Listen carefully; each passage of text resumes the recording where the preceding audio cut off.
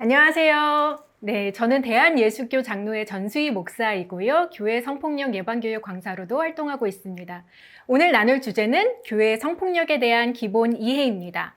교회와 성폭력이 전혀 어울리지 않고 상관도 없어 보이지만 이미 교회 안에는 성폭력이 빈번하게 발생하고 있습니다. 우리는 이를 교회 성폭력이라고 이름했는데요. 교회 공동체에 속한 우리는 교회의 구성원으로서 현재 발생하고 있는 교회 성폭력을 예방하고 대처할 책임과 의무가 있습니다.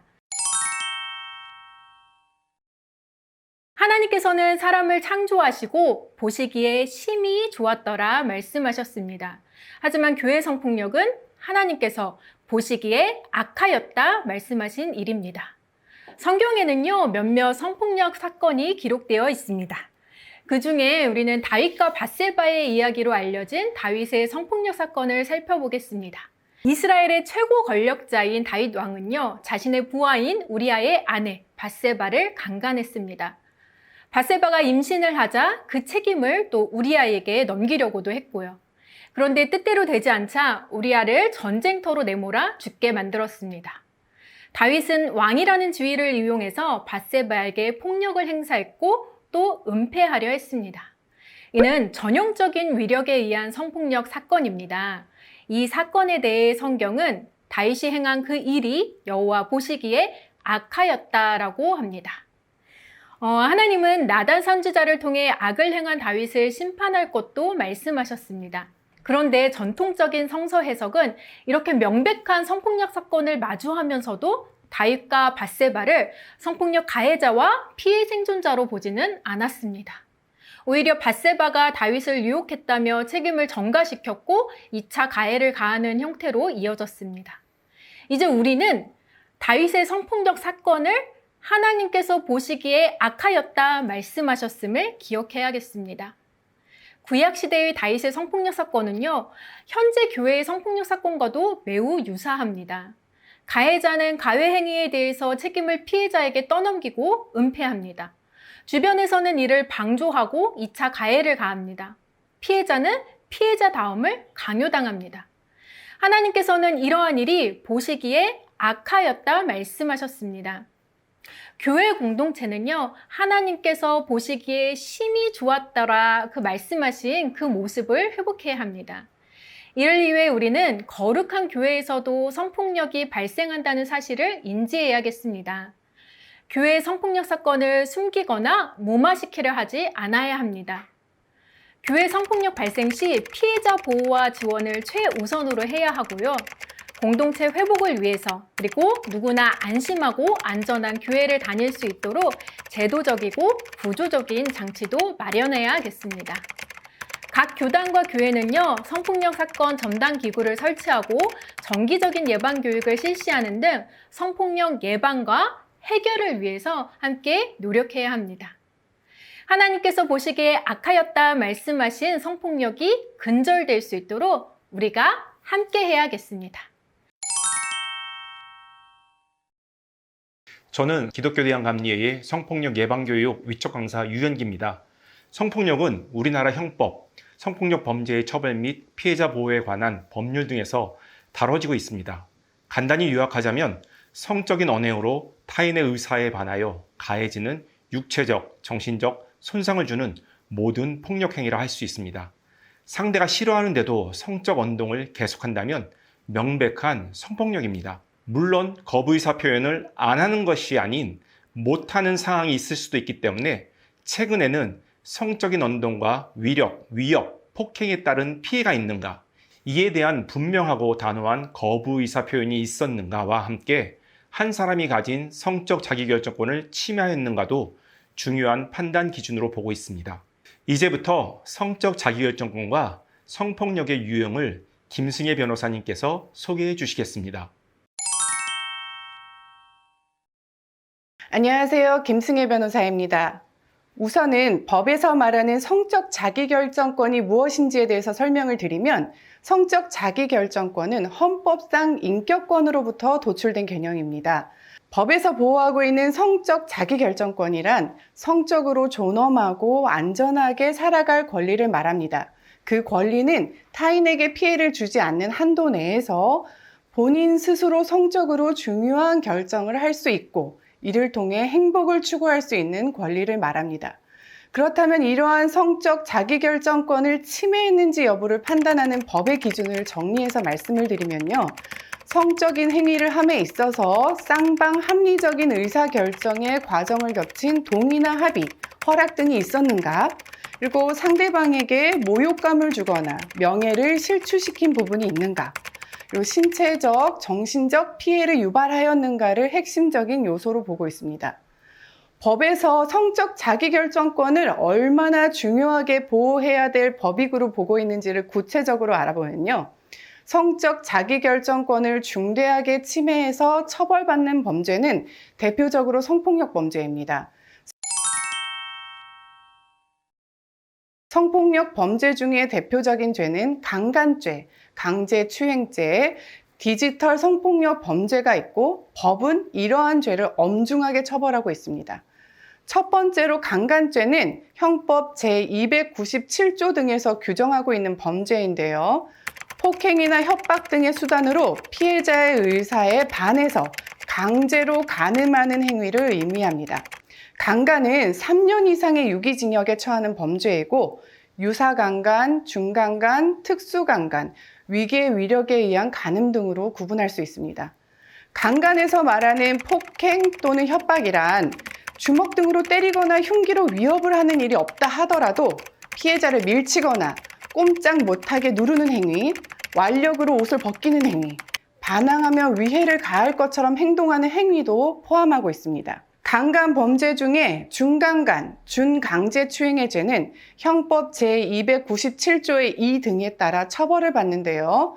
폭행 또는 협박이 없다 하더라도 피해자의 심신상실 또는 항거불능의 상태, 예를 들어서 술이나 잠, 약물 등으로 인해서 사물을 변별하거나 의사를 결정할 능력이 없는 그 상태를 이용해서 간음 또는 추행한 행위를 처벌하는 범죄입니다. 두 번째로 강제추행의 죄는요, 형법 제298조에 따라 처벌을 받는데요. 폭행 또는 협박을 수단으로 사람을 추행하는 것을 말합니다. 이는 10년 이하의 징역 또는 1,500만 원 이하의 벌금형에 해당하는 범죄입니다. 이 강제추행죄에서 말하는 폭행, 협박은 물리적인 폭행, 협박보다 훨씬 넓은 개념입니다.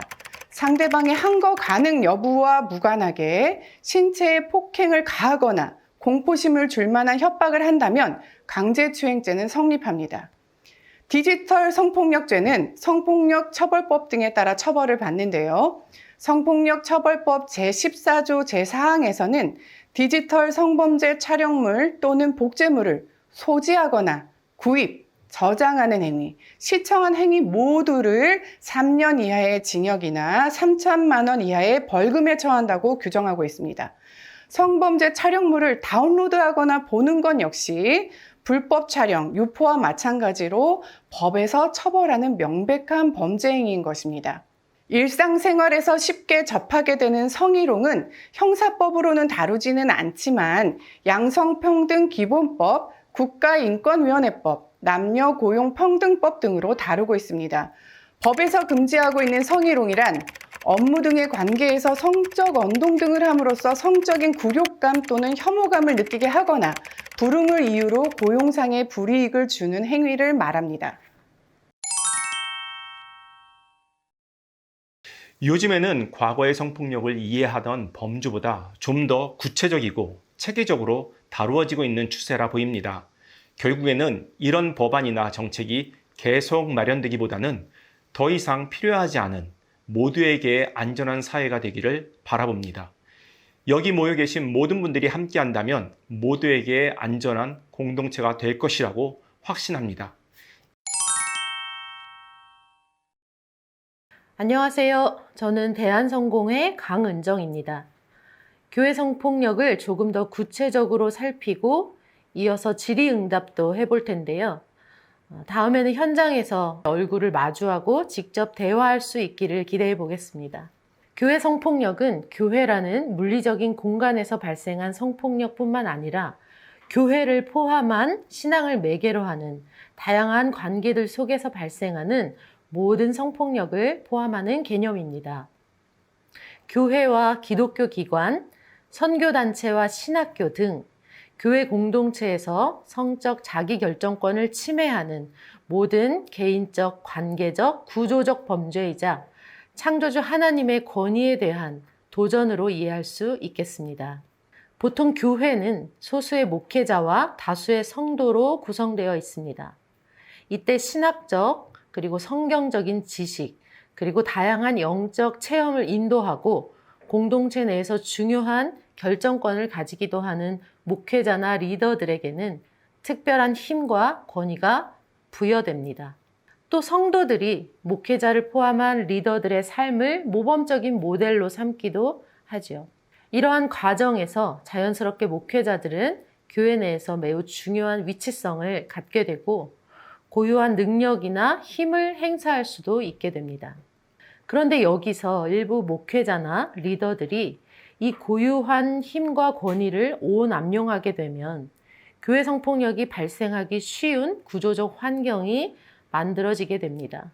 목회적 돌봄 관계에 있는 이에게 신앙과 돌봄을 빙자한 성적 행위뿐만 아니라 성도 간의 신뢰 관계에서 부적절한 성적 언동을 하거나 상대가 피해 사실을 인지하지 못하도록 길들이고 지배하는 것, 또 피해자를 향해 2차 가해하는 등 다양한 유형의 교회 성폭력이 나타납니다.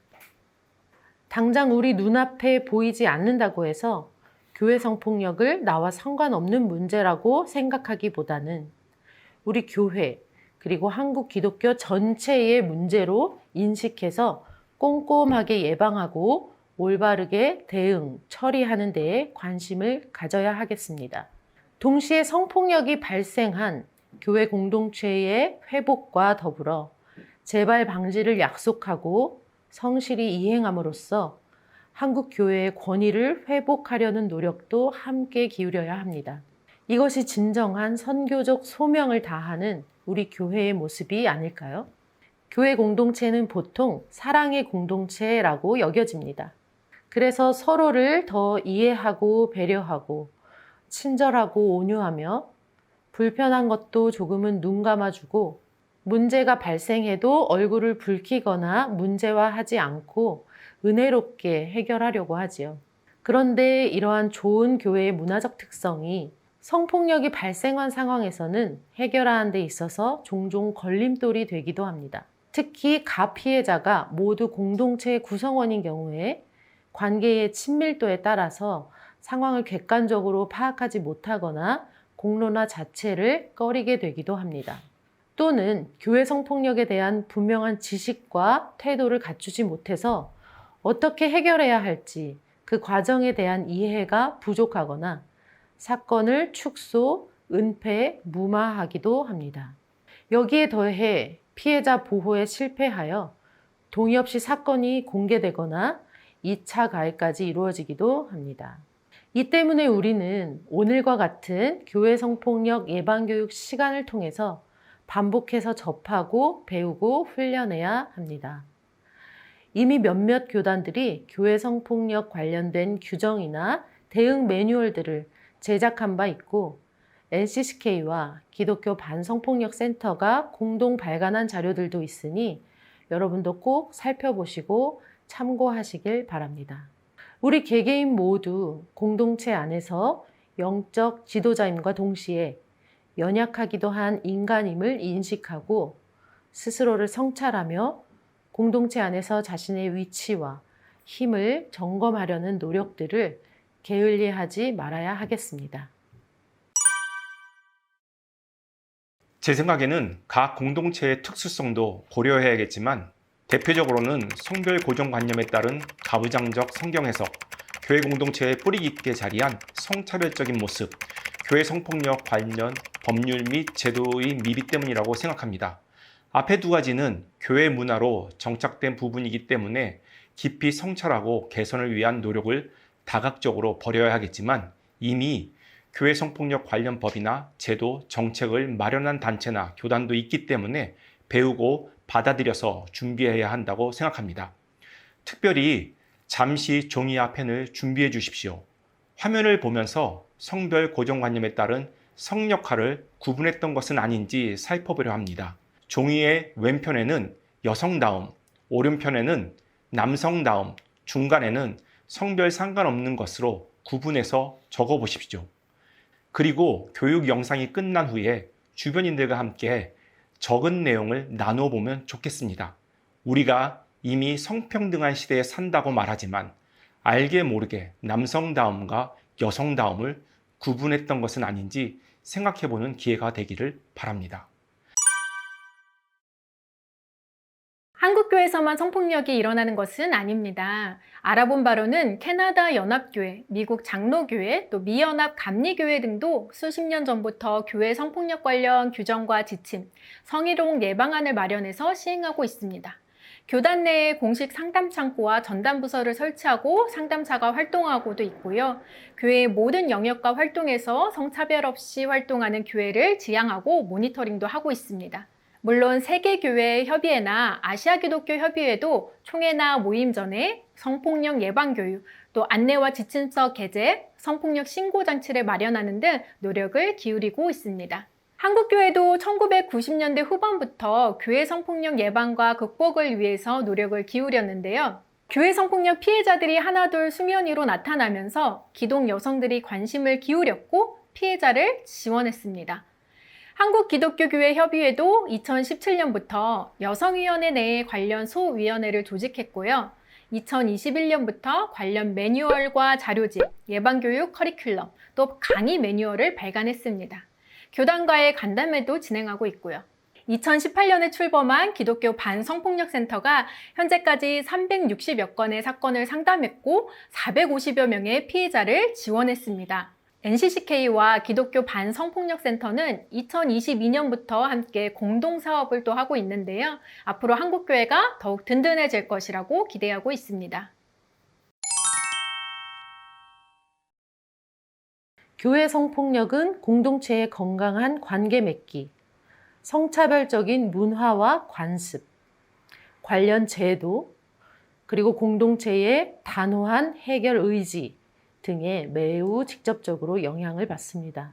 따라서 교회 성폭력을 온전히 예방하고 제대로 처리할 수 있는 조직 구조와 문화를 만드는 것은 주님의 몸된 이 교회를 전체적으로 한 걸음 더 안전하고 건강하게 만드는 것이라고 할 수 있겠습니다. 하나님께서 보시기에 악하였다 말씀하신 교회 성폭력을 방치하는 것은 불신앙의 문제로도 연결될 수 있습니다. 교회 공동체에 속한 우리는 교회 성폭력을 한국교회 문제로 받아들이고 단호한 태도로 관련된 정비들을 부지런히 준비해야 합니다. 교회 성폭력 근절을 위해 그리스도인의 책임과 역할을 다하는 우리가 되기를 기도합니다. 이 거룩한 여정에 중보하며 함께 할 수 있길 소망합니다. 이상으로 강의를 마치겠습니다. 감사합니다.